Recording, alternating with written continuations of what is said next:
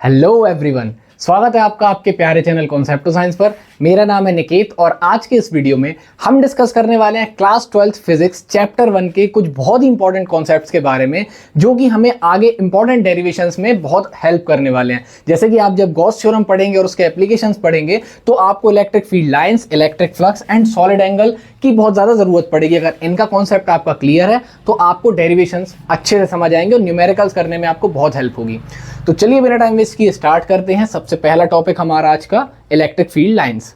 ठीक है, तो जैसा कि हम सभी जानते हैं, अगर किसी भी बॉडी को हम चार्ज दे देते हैं तो उसके अराउंड क्या एक इलेक्ट्रिक फील्ड बन जाती है। लेकिन अगर किसी चार्ज के अराउंड इलेक्ट्रिक फील्ड बनती है तो वो इनविजिबल होती है।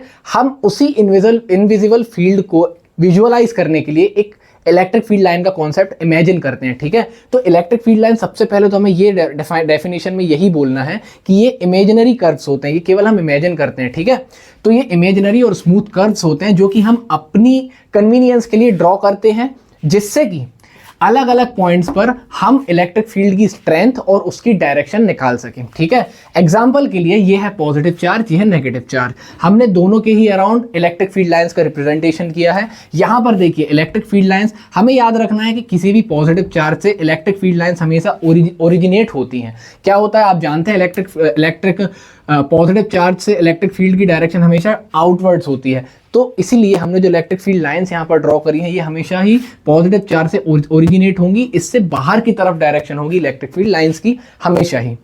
सिमिलरली नेगेटिव चार्ज की जब हम बात करेंगे तो इस पर हमेशा इलेक्ट्रिक फील्ड एंड होती है। दैट्स व्हाई यहाँ पर हमने जो इलेक्ट्रिक फील्ड लाइंस ड्रॉ करी है यहाँ पर टर्मिनेट हो रही हैं या फिनिश हो रही हैं। ठीक है, तो ये हो गई बात इलेक्ट्रिक फील्ड लाइंस की डेफिनेशन की।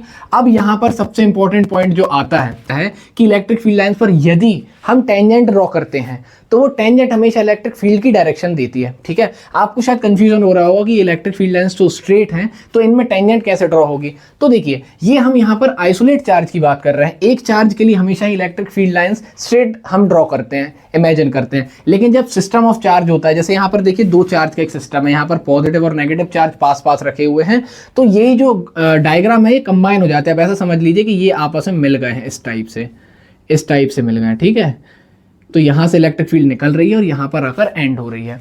तो इस वे में जब आप बनाएंगे, जैसे फॉर एग्जांपल इस पॉइंट पर आप टेंजेंट ड्रॉ करेंगे तो आपको यहाँ पर ये जो डायरेक्शन मिलेगी ना, यही इलेक्ट्रिक फील्ड की डायरेक्शन होगी। बस यही रीजन होता है इलेक्ट्रिक फील्ड लाइंस ड्रॉ करने का। ठीक है, तो अब हम डिस्कस करते हैं इलेक्ट्रिक फील्ड लाइंस की कुछ प्रॉपर्टीज। फर्स्ट प्रॉपर्टी है कि the direction of an electric field lines are always from positive charge to negative charge. जैसा कि हमें इस डायग्राम से समझ में आ रहा है, पॉजिटिव से स्टार्ट होती है, नेगेटिव पर एंड होती है। Closer the line stronger the electric field. अब देखिए, जितनी ज़्यादा डेंस इलेक्ट्रिक फील्ड लाइंस होंगी ना, उतनी ही ज़्यादा स्ट्रॉन्ग इलेक्ट्रिक फील्ड होगी। फॉर एग्जांपल मैं यहाँ पर इसे और डेंस कर दूँ तो ये क्या रिप्रेजेंट करेगा कि ये चार्ज बहुत ज़्यादा स्ट्रॉन्ग है। दैट्स वाई इससे निकलने वाली number of electric field lines ज़्यादा हैं, डेंस है। ठीक है, थर्ड प्रॉपर्टी है electric field lines never intersect. ये इलेक्ट्रिक फील्ड लाइंस कभी भी इंटरसेक्ट नहीं करती हैं। ठीक है ना, यहाँ पर आपको रीजन हम आगे चल के डिस्कस करेंगे क्योंकि एक बहुत ही इंपॉर्टेंट क्वेश्चन होता है, why do electric field lines never intersect each other. तो इस क्वेश्चन को हम थोड़ी देर बाद डिस्कस करने वाले हैं। ठीक है, अभी आपको याद रखना है कि इलेक्ट्रिक फील्ड लाइंस कभी भी एक दूसरे को इंटरसेक्ट नहीं करती हैं। फोर्थ प्रॉपर्टी है number of electric field lines directly proportional to the magnitude of charge. जैसा कि मैंने आपको सेकंड प्रॉपर्टी में बताया था कि जितनी ज़्यादा डेंस इलेक्ट्रिक फील्ड लाइंस होंगी या जितनी ज़्यादा number of electric field lines होगी, चार्ज का मैग्नीट्यूड उतना ही ज़्यादा होगा, मतलब ये चार्ज उतना ही ज़्यादा स्ट्रॉन्ग माना जाएगा। Electric field lines are always perpendicular to the surface of conductor. ठीक है, तो हम यहाँ पर एक एग्जांपल ले रहे हैं पॉजिटिव चार्ज का। हमने किसी बॉडी के अंदर किसी स्फेरिकल सरफेस के अंदर एक पॉजिटिव चार्ज को रखा, तो इससे जो इलेक्ट्रिक फील्ड लाइन बाहर निकलेंगी ना, जैसे भी जिस भी डायरेक्शन में निकले हमेशा 90 डिग्री का ही एंगल बनाएंगी उस सरफेस से। ये आपको याद रखना है। ठीक है ना, हमेशा ही परपेंडिकुलर होती हैं सरफेस ऑफ द कंडक्टर के। ठीक, तो ये तो बात हो गई हमारी इलेक्ट्रिक फील्ड लाइंस की प्रॉपर्टीज की। इसके बाद अच्छा, एक प्रॉपर्टी और electric field lines never form close loop है। यहाँ पर जैसे इस तरीके से पॉजिटिव चार्ज उससे लाइन बाहर निकल रही है, देखिए ओपन कर्व है, क्लोज नहीं है। इसके बाद 7th पॉइंट है, ये प्रॉपर्टी नहीं, ये जनरल इंफॉर्मेशन है कि अगर यूनिफॉर्म इलेक्ट्रिक फील्ड हमें रिप्रेजेंट करनी है कहीं पर तो हम हमेशा स्ट्रेट इलेक्ट्रिक फील्ड लाइंस बनाएंगे या स्ट्रेट लाइंस बनाएंगे, और ये हमेशा एक दूसरे के पैरेलल होंगी और ये इक्वली स्पेस्ड होंगी हमेशा। और ये लाइंस जितनी ज़्यादा डेंस होती जाएंगी, इलेक्ट्रिक फील्ड उतनी ज़्यादा स्ट्रॉन्ग मानी जाएगी। ठीक है, अब आता है हमारा इंपॉर्टेंट क्वेश्चन आज का, why two electric field lines never intersect each other. तो सबसे पहले हमें ये सपोज करके चलना है, लेट्स से कि किसी पॉइंट पर दो इलेक्ट्रिक फील्ड लाइंस आपस में इंटरसेक्ट कर रही हैं। जैसे मैंने दो इलेक्ट्रिक फील्ड लाइंस बनाई है, ठीक है, ये दोनों इस पॉइंट पर किसी पी पॉइंट पर एक दूसरे को इंटरसेक्ट कर रही हैं। तो हम क्या जानते हैं यहाँ पर कि अगर हम किसी भी पॉइंट पर टेंजेंट ड्रॉ करें तो हमें क्या मिलता है, इलेक्ट्रिक फील्ड की डायरेक्शन मिलती है। तो मैंने इस पॉइंट पर इस इलेक्ट्रिक फील्ड लाइन पर एक टेंजेंट ड्रॉ करी तो मुझे ये डायरेक्शन मिल गई। अब इस पॉइंट पर मैंने इस लाइन पर टेंजेंट ड्रॉ करी तो मुझे ये डायरेक्शन मिल गई। बट क्या ऐसा पॉसिबल है कि एक ही पॉइंट पर इलेक्ट्रिक फील्ड की दो अलग अलग डायरेक्शन हो? ऐसा पॉसिबल नहीं है। इलेक्ट्रिक फील्ड की एक पॉइंट पर हमेशा ही एक फिक्स डायरेक्शन होती है। दैट्स वाई हमारा जो एजम्पशन था यहाँ पर कि इलेक्ट्रिक फील्ड इंटरसेक्ट करती हैं, ये फेल होता है। इसलिए माना जाता है कि इलेक्ट्रिक फील्ड लाइंस कभी भी एक दूसरे को इंटरसेक्ट नहीं करती हैं। ठीक है, तो अब हम आगे बढ़ते हैं और देखते हैं अपना सेकेंड टॉपिक जो कि है इलेक्ट्रिक फ्लक्स। तो जिस प्रकार हमने इलेक्ट्रिक फील्ड लाइंस पढ़ा उसी को थोड़ा सा स्पेसिफिक वे में अगर हम बात करें तो इलेक्ट्रिक फ्लक्स को डिफाइन कर सकते हैं, जैसे कि इस डायग्राम की हेल्प से हम समझने की कोशिश करते हैं। एक मिनट,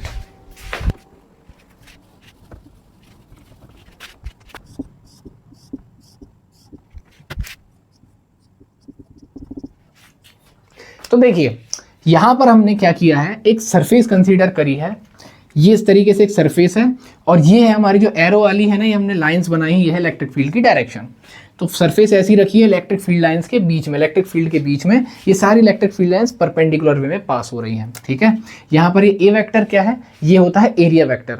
अभी तक हम क्या पढ़ते हुए आए हैं कि एरिया स्केलर क्वांटिटी होता है, लेंथ ब्रेथ है ना, length into breadth scalar quantity होता है। बट यहाँ पर क्योंकि सरफेस की हमें एक डायरेक्शन बतानी है कि किस डायरेक्शन में इसका फेस है, तो यहाँ पर एक स्टैंडर्ड वे में बता दिया, एक रूल बना दिया गया है कि किसी भी सरफेस की जो डायरेक्शन है ना उसकी परपेंडिकुलर आउटवर्ड डायरेक्शन मानी जाएगी। जैसे सरफेस का कुछ एरिया है तो उसे हम बोलते हैं एरिया वेक्टर, और इस एरिया वेक्टर की हमेशा जो डायरेक्शन होगी ना ये होगी परपेंडिकुलर आउटवर्ड। ये इस पूरे सरफेस के डायरेक्शन को रिप्रेजेंट करता है। ठीक है, एरिया वेक्टर। तो हमने अभी क्या कंसीडर किया है कि यहाँ पर थीटा इक्वल टू 0 डिग्री है, मतलब जो एरिया वेक्टर है ना ये एकदम ठीक इलेक्ट्रिक फील्ड की डायरेक्शन में है।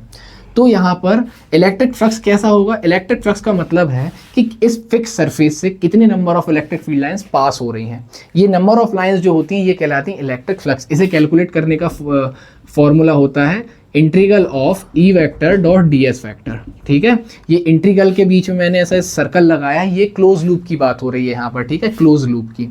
यहाँ पर देखिए ये जो ई वेक्टर है ये क्या है, इलेक्ट्रिक फील्ड की डायरेक्शन है। डी एस वेक्टर या फिर आप इसे अभी फिलहाल डी ए वेक्टर बोल सकते हैं। ठीक है, ये हमने ए वेक्टर दिया, इसका बहुत ही छोटा हिस्सा। यहाँ पर देखिए ई वेक्टर डॉट ए वेक्टर, या फिर हम इसे लिख सकते हैं ई ए कॉस थीटा।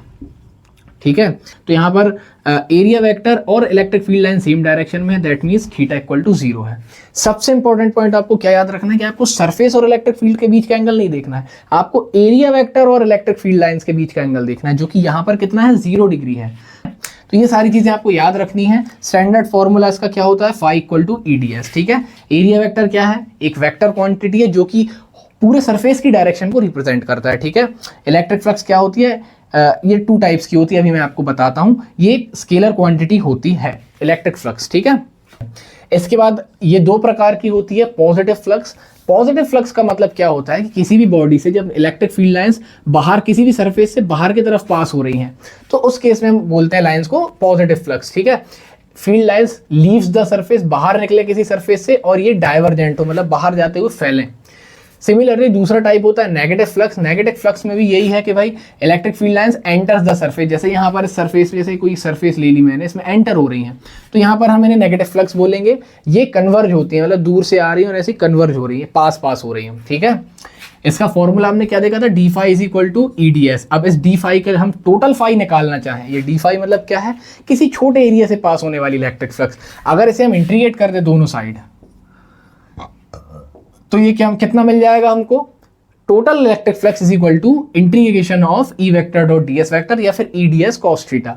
अब जैसा कि मैंने आपको दोनों केसेस बताए, यहाँ पर पहला केस क्या है कि जब सरफेस पैरेलल हो इलेक्ट्रिक फील्ड के, दैट मीन्स इलेक्ट्रिक फील्ड की डायरेक्शन ये है और इलेक्ट्रिक फील्ड की डायरेक्शन यहाँ जा रही है। ठीक है, इस तरीके से, और जो मैंने सरफेस रखी है पैरेलल रख दी, ऐसी इलेक्ट्रिक फील्ड के पैरेलल रख दी इलेक्ट्रिक फील्ड लाइंस के, तो इसका एरिया वेक्टर ऊपर है, मतलब थीटा कितना बन रहा है, इलेक्ट्रिक फील्ड और एरिया वेक्टर के बीच में 90 डिग्री।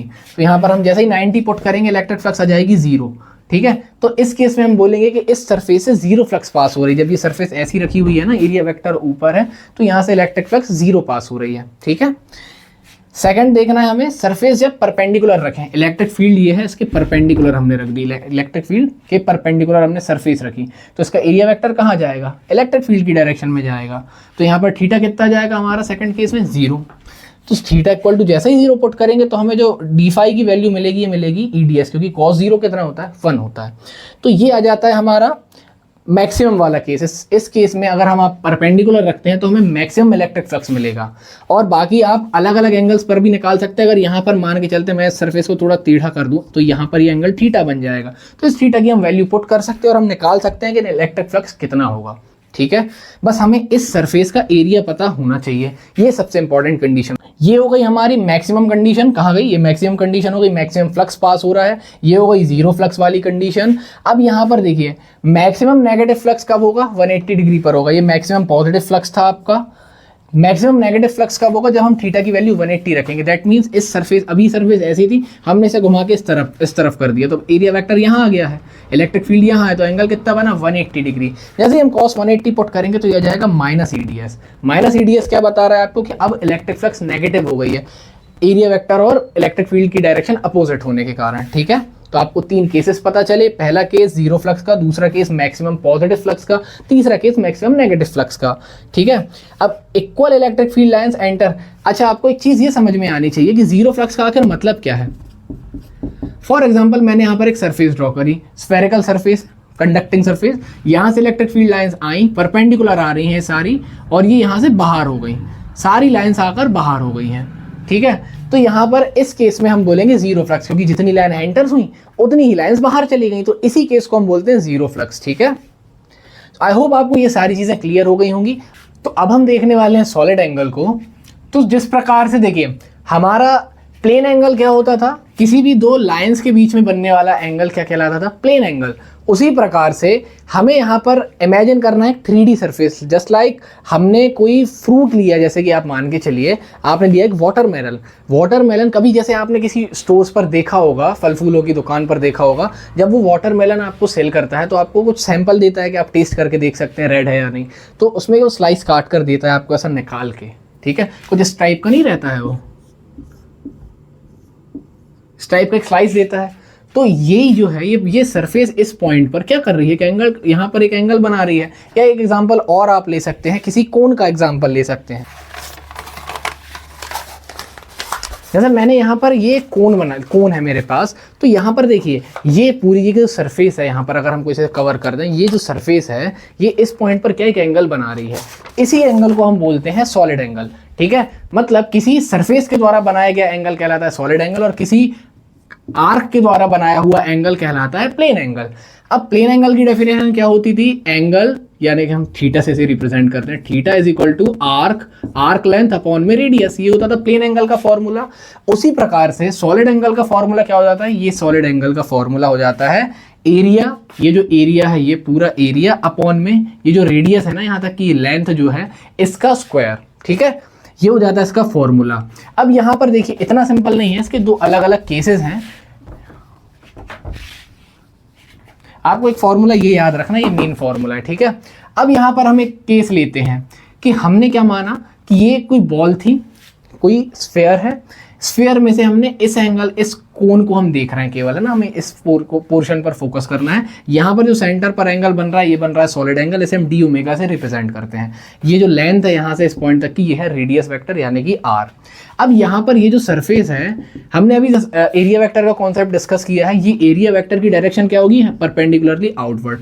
अब यदि यहाँ पर एक पॉजिटिव क्यू चार्ज रखा रहे तो यहाँ से भी जो इलेक्ट्रिक फील्ड लाइंस निकलती हैं परपेंडिकुलर आउटवर्ड होती हैं, हम पढ़ चुके हैं। पॉजिटिव चार्ज से निकलने वाली लाइन परपेंडिकुलर आउटवर्ड होती है और ये हमेशा सरफेस के परपेंडिकुलर होती हैं। तो ये जो सरफेस, ये जो लाइन है ना, ये हमेशा सरफेस के परपेंडिकुलर होगी और एरिया वेक्टर भी परपेंडिकुलर आउटवर्ड होता है। दैट मीन्स ई और ए सेम डायरेक्शन में होंगे, इन दोनों के बीच में जो एंगल बनेगा ये बनेगा 0 डिग्री का। ठीक है, तो यहां से आपको एक चीज समझ में आएगी कि जो सॉलिड एंगल का फॉर्मूला होता है वो होता है D omega is equal to D S cos theta upon R square.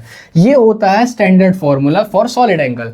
अब यहां पर देखिए, ये एक स्पेशल केस है जहां पर अगर आपको इलेक्ट्रिक फील्ड और एरिया वेक्टर सेम डायरेक्शन में देखते हैं तो आप यहाँ पर थीटा इक्वल टू 0 पुट करेंगे और आपको ds अपॉन आर या फिर इसे आप dA अपॉन आर भी बोल सकते हैं क्योंकि यहाँ पर हमने a लिया है, ठीक है।